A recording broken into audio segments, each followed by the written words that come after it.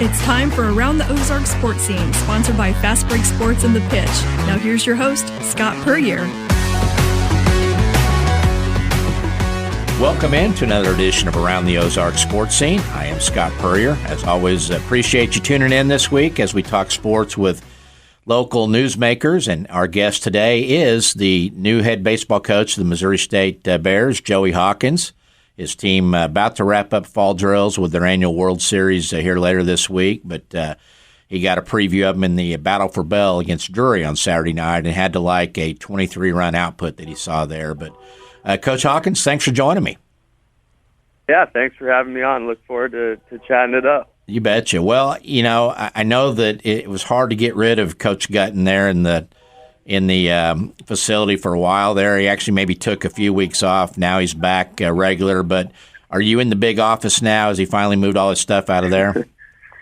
Yeah, no, I'm in the big office. And like I said, I've told people I think the retired term is used loosely around here because he's still helping us out quite a bit, which we're very grateful for. So it's fun having him around. Is it true that he came back in this special events capacity because he has no clothing to wear other than Missouri State baseball gear? Yeah, that's a pretty maroon closet. Well, you know, and again, you're only the third head coach in the program's history. You know, Bill Rowe had it for decades, then Keith took over for him for 42 years. Kind of in summary, what does this opportunity mean to you? Oh, it means everything to me. Obviously, I'm an alumni of the program, and it means the world to me because it set me up to have success in life. But also just, you know, you mentioned Coach Rowe and Coach Gutton. Those guys have done so much for me and so much for so many other players. So I always look forward to every day just trying to push this program forward so our student athletes can have the same experience I did and more. You know, you played from 2012 to 15, of course, starting shortstop, 2-year captain, got a taste of the minor leagues as a player. When did the notion of coaching hit you, or was that always something that you thought as a player you might go into? You know, I'm such a sports fanatic and baseball nut. My whole life I've always just done that. So I don't think I ever had thoughts of not doing something in sports. And then obviously as I kind of grew up and got older, just the term leadership and coaching, I just valued it a lot. It interested me a lot. And you know, obviously being under a really good coaching staff here at Missouri State, you learn some things and maybe you start thinking, man, I'd like to do that as a career one day. And then I think the icing on the cake for me, just knowing that I was going to do it, was 2015. Got a taste of winning at a really high level, and then went right into pro ball and played at a high level. So, you know, I was addicted to that, and I just wanted to spend the rest of my life doing it. Got into coaching, had some college gigs, then got into the major league level with the organizations, with the Cardinals at their minor league levels. What really brought you back to the college level? What did you miss, or you know, because a lot of guys would get into the foot in the door with the big league organizations and continue to try to climb the ladder. What was it about college that brought you back? Yeah, I mean, look, pros and cons to both. I certainly loved my time with the Cardinals. I wasn't looking to get out. This was just the right place at the right time for me and my family, and that played a big role in it. Lifestyle is much different in college. You know, you can kind of live in one place year round, whereas in pro ball you're moving around a lot, which was tough. So that was a big factor. And then the other side is just the competitive aspect and intensity of college baseball. I live for it. I love how dedicated the kids are and how bad they want to win each and every day. And I think that's what really drives me, and you know, still keeps me young, I guess. Kind of answered where I was going with the next question, but the big difference between the lines of what you experienced as a coach in professional baseball and then now, I mean, is it more of an individual game at the former than it is with the college? Kind of expand about that, if you would. Yeah, I mean, look, when you're in the minor leagues, they're all trying to get to the big leagues, and in one way, shape, or form, they're all competing against each other too. But I think what was really cool about that level is just the talent. You know, you're working with the best players in the world from all these different countries. and they're all hungry to get there. So as much as it might be individual, I think the motivation at that level was really cool to witness. But with my experience at that level, I think it's been a cheat code for me as a coach to coach players on the field at this level after being in a professional environment. I think we're really, really good at developing players here now because of it. And our 3 other coaches on staff here all have been in professional baseball too. So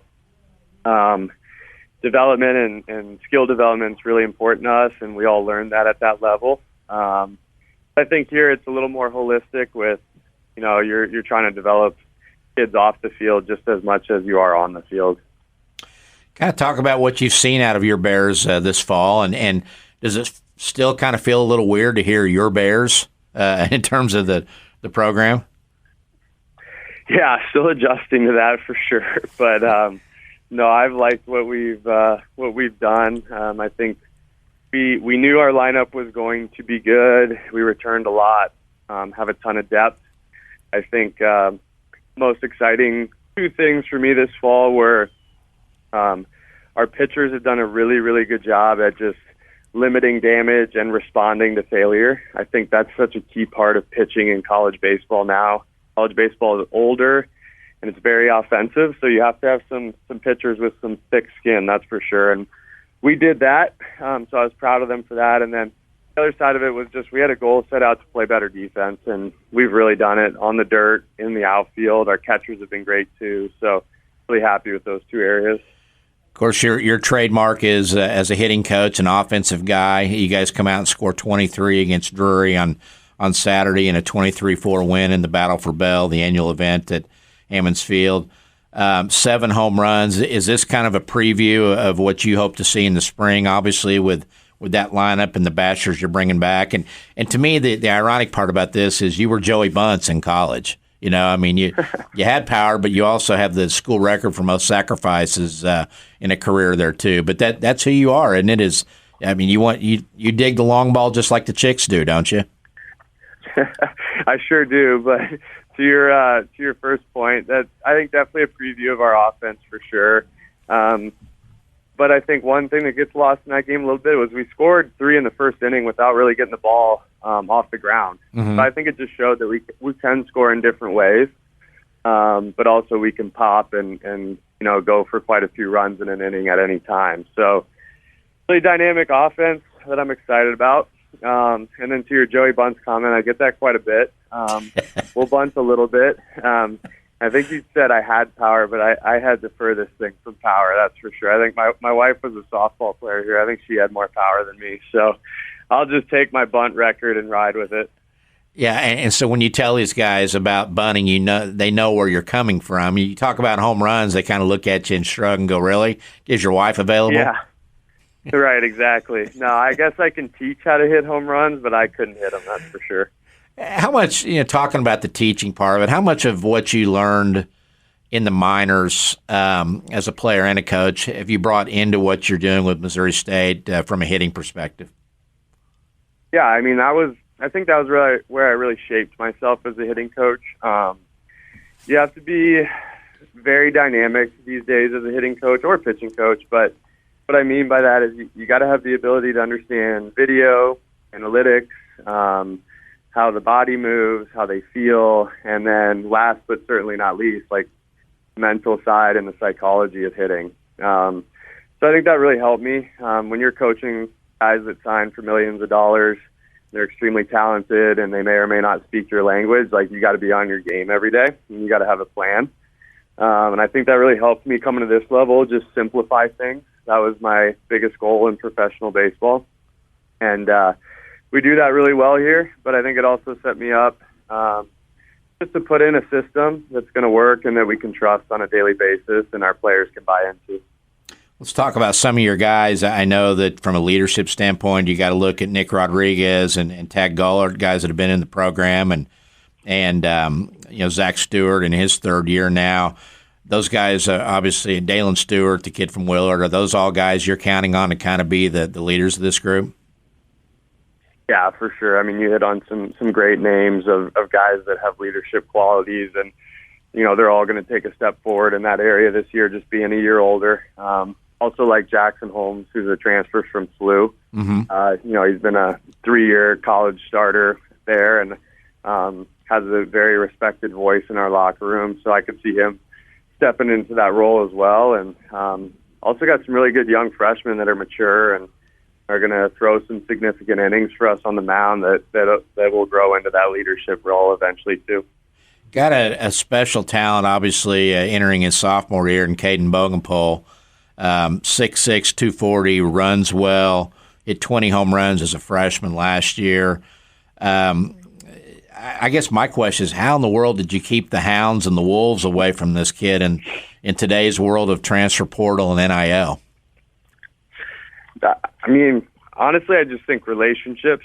Caden and I go way back. I was the first coach to recruit him, believed in him, and we got him here. And ever since then, I think I've tried to do everything I can to make this a really good experience for him and make him feel comfortable and that we're invested in him. All factors too. Like, I think just honest conversations about, hey, if you were to leave here, what would it look like for your development? If you're to stay here, what does it look like? And just being someone that he can trust. And I think that's why he's back. And that's what this program has been about for a really long time, transfer portal or not. I think it's what's going to help us succeed moving forward is we got great people here that are always going to be honest with players. Obviously not going to name names, but was he getting some looks, some tampering maybe going on last year and summer? Honestly, I don't get too involved in it. He's got an advisor that I'm really close with too, so obviously that helps. But I don't think it went too far down the road. He was very committed to us from the second our season ended, and he really wanted to come back and make an impact and help us win a lot of games this year. There aren't a lot of kids 6'6", 240 that run like that. I mean, you look at him, and what is the ceiling for that kid? Everything. I mean, if I'm being honest, his best quality is his aptitude. This kid came in here last fall and swung and missed in BP and could barely catch a fly ball in right field. And he finished the year with 53 walks, 20 homers, and was our starting center fielder. So to me, when scouts talk to me about him, that's what creates the sky being the limit for him is he can develop, he can learn, he can take in information. This kid can play the game for a really long time. He can make a ton of money in the game, but he's a winner too. He's going to win some championships here and beyond. What's his likely position as a pro?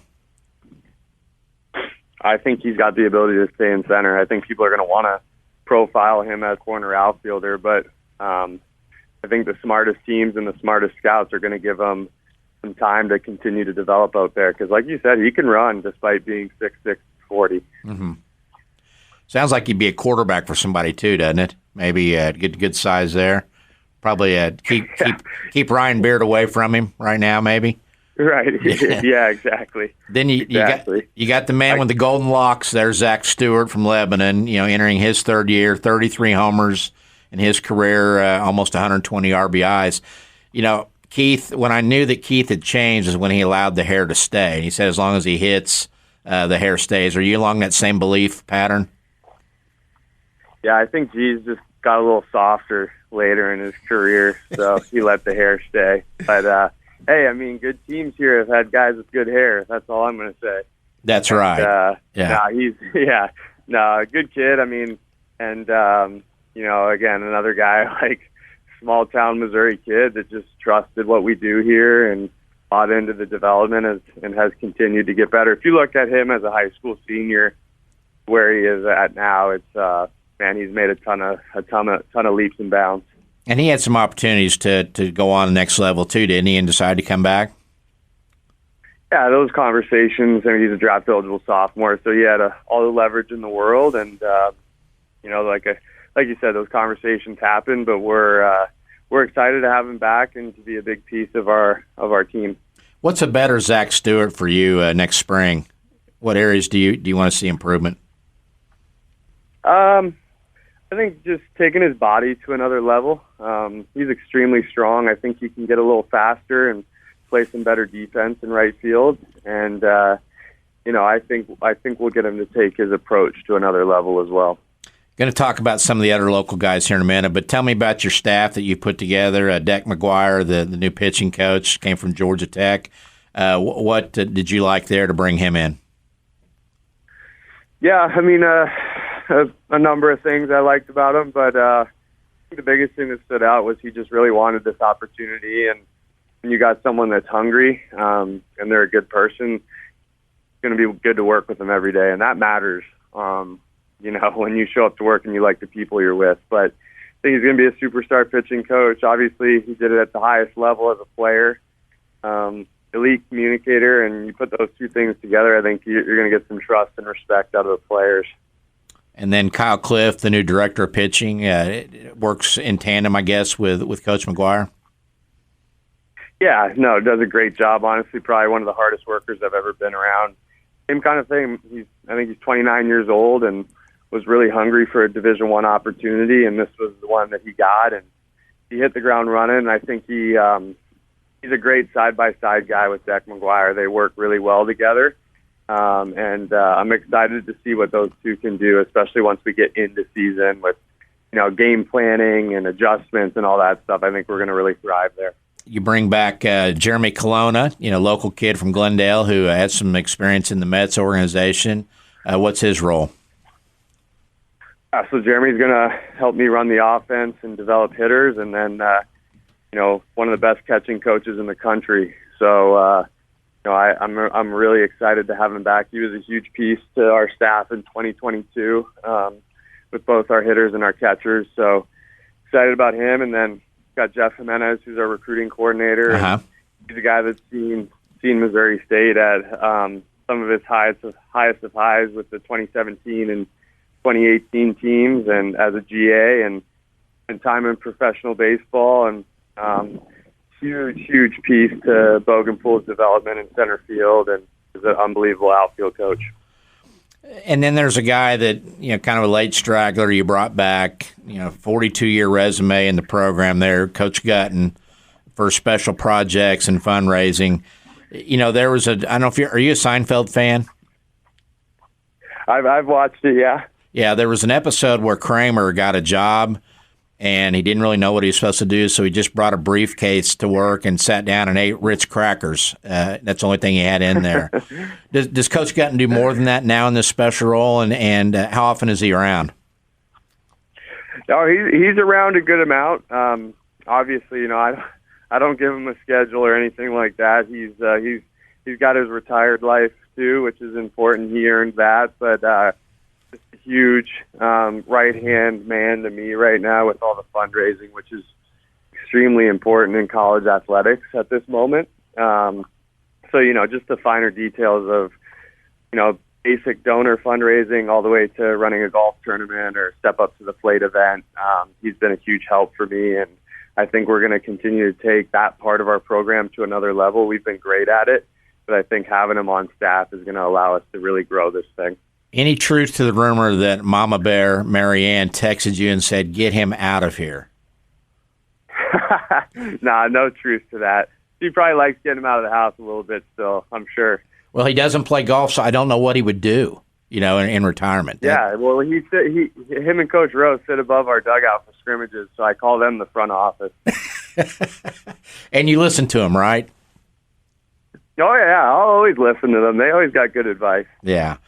If you're a facilities manager at a warehouse and your HVAC system goes down, it can turn up the heat, literally. But don't sweat it, Grainger has you covered. Grainger offers over 1 million industrial-grade products for all your operations, including warehouse HVAC maintenance. And even better, they offer access to experts and fast delivery, so you and your warehouse can both keep your cool. Call 1-800-GRAINGER, click Grainger.com, or just stop by. Grainger, for the ones who get it done. Well, kind of jumping back into some of the locals, I know some guys that made big headlines as high school players. One of those, Curry Sutherland, the now sophomore from Rogersville, saw a lot of time at third base, saw some time on the mound. What do you see in Curry in year two? Probably our most improved player right now from the end of last year to right now. I always get really excited about that freshman to sophomore year jump. I think that's where guys start getting really comfortable. They also typically take a little bit of a jump physically, but he's had a great fall. I've always believed he can hit for some power, but he took a big step defensively, and we really needed that at third base. So really excited for his season. I think he's going to be a really confident player. His high school teammate, Brody McNeil, out last year after Tommy John. Is what's his status now this fall? Yeah, healthy, which is number one priority. We sent him out this summer into the Prospect League and did a good job there, and really done a good job this fall. You can never have enough left-handed arms with a breaking ball, I can tell you that much. So I'm excited to see what kind of role he develops into. Speaking of pitchers, Dalen Stewart, we touched on him earlier, but brings a lot of versatility to you, and a former Willard standout. Yeah, he's been a little banged up this fall, but he's a guy that I was really excited about Deck McGuire getting his hands on. Kid's got really good stuff, and he's one of the most competitive kids on our team. I think you put those two things together with some development with Deck, he's got a chance to be a really high leverage arm for us this season, and we're going to need that. And he's got some experience now, so I think that helps. A couple freshmen brought in from the area, Drew Wedgeworth, the grandson of Bill Rowe, and then from Glendale, and Ross Lawrence from Rogersville. What are the plans for those two? Yeah, so Drew was a little banged up to start the fall as well, so he's just getting back on the mound. So building him back up, and same thing for Ross Lawrence, actually.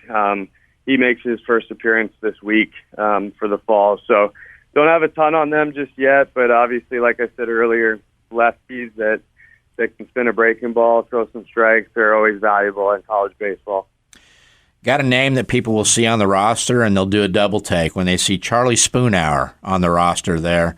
Freshman from St. Louis, of course, the son of Jay Spoonhour, that the former assistant basketball coach who's now heading the NIL efforts over there, and, of course, the grandson of basketball coaching legend Charlie Spoonhour. Kind of want to talk about Jay's role with what you guys are trying to do, and is that kind of still one of those works in progress, the NIL program and at Missouri State? And because I think right now, and pretty much everybody's kind of got their own. Yeah, no, it's definitely a work in progress. But I think the fact we got Jay, helping getting off the ground. I think I'm really excited to see what Patrick Ransdell does in that space as well as we get going with him over this next year. But hey, it's a part of college athletics, right? And you gotta have a plan. You gotta get out and attack it. And I think Jay's a great guy for that. Very well connected and well respected in our community. Could be a little nerve-wracking for a first-year head coach coming in, and all of a sudden the school's got a new president and a new AD. Not something most guys look forward to. Been very encouraging though for you with what you've seen. Yeah, we're using the transfer portal for that side of the things as well, right? Yeah, there you go. And NIL. No, yeah, exactly. No, Biff has been amazing. Reached out to me as soon as I got the job. Had some kind words. I've been fortunate enough to spend a little bit of time around him at some events. Him and his wife are amazing. I think he's going to be phenomenal for the university. I think he's really going to allow our university to grow. And he's going to be a huge advocate for athletics, which is all you can ask for out of a president. And then Patrick's been awesome. I think very personable. He's a former baseball player, so he's got some feel for college athletics. He's been at some great places where all those places have grown. And just in my short time around him, I really feel like he is the right guy to take us through this Conference USA jump. It's time for us to be bold as an athletic department, and he's the right guy to do that. Really excited to work with him, and it's been awesome so far. Handling the recruiting since you came back, you were on the front lines of all these changes with NIL and the portal. We know how it is in football. We know how it is in basketball. How big a factor are both those two in baseball, and especially, the portal's been a thing for years, but now with the NIL, and can Missouri State be a player in that regard? Can you keep guys? Obviously you have already, but can you keep guys around and, the loyalty, the success, the facilities and all that, along with some NIL? Yeah, I mean, 100%. Look, since I've been back here, we've never lost a player in the portal that we didn't want to lose. Mm-hmm. I think that tells you everything as a program. And I tell recruits that all the time. Like, if there's one stat I want to hang my hat on, it's that. Right? And I think it just speaks to the people we have here. But, look, NIL, transfer portal, house settlement, conference changes is part of the game right now. And, what I always kind of say to our staff is we can sit here and complain about it, or we can get out, attack it, have a plan to navigate it. And I think we've done that, and we're going to keep doing it. And you just got to keep adjusting, having a good vision for your program. When you think about it, and it just kind of dawned on me, there is no more challenging head coaching college job than a head baseball coach, because not only do you have all those things we just talked about, but then the major league draft, and guys that you think you're getting and you may not get, and you got to go to plan B there. But that's kind of what you signed up for, isn't it? Yeah, it's what we signed up for. And again, look, let's be honest. Like, the draft in the middle of July, stupid. Yeah. But can't complain about it. I'm not going to make that decision. I'm going to have to work with it. So, we went through it last year where Rodriguez, Gollert, Stewart all could have been picked. You always want what's best for the players. Hey, if they're picked, we're going to have to turn around and find some players pretty quick. So it is what it is. But, we went through this summer with a plan, and I think we executed extremely well, and now our roster is in a good position to succeed this year. Is it harder now? And I got to be careful how I word this, because it's a touchy situation, but high school players now, because you got the portal, you got JUCO still, you got all these factors to balance out when you're out there shopping for players. I need this many high school guys, or I need, how do you approach it now with all the factors that come into play? I think the most purest and simple form or way to describe it is there's always room for good players. Yeah. Right? So there's a good player, whether he's from Toronto or he's from Springfield, and you think you got to go on him, you go on him. And if there's someone that lands in your lap out of the portal that you weren't expecting, find a way to make it work. So I think if you operate with those guidelines and thoughts, you'll always have a pretty good balance on your roster. But for us, I think we're really good at developing players. We are most certainly never going to stop recruiting high school players, because we know how to get those guys better. You take over a program that has basically two coaches in about 60 years. You're not reinventing the wheel with something that's been arguably the most successful, consistent program over there on campus. But what will Joey Hawkins do maybe a little differently than Keith Gutton did? And kind of talk about maybe philosophically the difference between the two of you, or is there a difference? Overall philosophy, I think I'm going to keep pushing the same thing G pushed, which is it's always about the people. Right? If you have a great staff, it's going to be easy to recruit here. And if you take care of your people, right, your players, kids are going to want to stay here. So I think that's going to be the overall arching philosophy here that will always be here to stay. In terms of just, me putting my own twist on the program, I think I just have a big vision to be bold here. Look, we've gone to Omaha, we've hosted a regional. Like, we need to have those sites every single day, whether it's we run a game day operation with, the light show, the music, getting our attendance up, tailgates, all the way to how we manage the portal and NIL, to, us just fundraising $300,000 to upgrade our weight room. I'm always going to be trying to push things to some pretty big heights. And it's not to say that G didn't do that. I think I'm just really trying to do it in all areas at a really high level. And I'm young, and I'm going to try and attack that the best I can. Joey, I'm a survivor because I was a sports writer during the early Keith Gutton days in the 80s and saw that side. Is there a difference in the Keith Gutton at the end that you played for and coached with, and a young Joey Hawkins starting his head coaching career? Well, I know when I played for G, there was definitely big-time fire there. But the thing that always stayed consistent with him, whether it was 2010 when he recruited me or, 2024 when he was finishing up his last season, just an overall great human and the same guy every day. And that's something I always took from him. I think that really matters when you sit in the head coach's seat. So, I think I take a lot of pride in trying to be like that. I probably got a little more fire like he did back in his early days, and I'm sure we'll see that come out as we start competing and playing a high-level schedule. What are the odds he gets tossed from the stands at a home game this year? No, I don't know if he's got that in the tank anymore, but I'm sure whenever I get tossed, he's going to give me a call right after. My favorite story was, and I can't remember which player told it, it might have been Dante Brinkley or somebody, but how he was trying to climb over the fence and couldn't get over when he got ejected or something. Hopefully you've got the hops to get over one of those barriers, right? Yeah. I'm in my 30s. I don't know what I'll look like in my 40s, but I'll give it a try still. Well, tell us about Joey Hawkins off the field. You mentioned your wife, Ashley, was a former Missouri State softball player. You guys have 2 young kids. What do you like to do in your spare time, which in college baseball there's not a lot of spare time, right?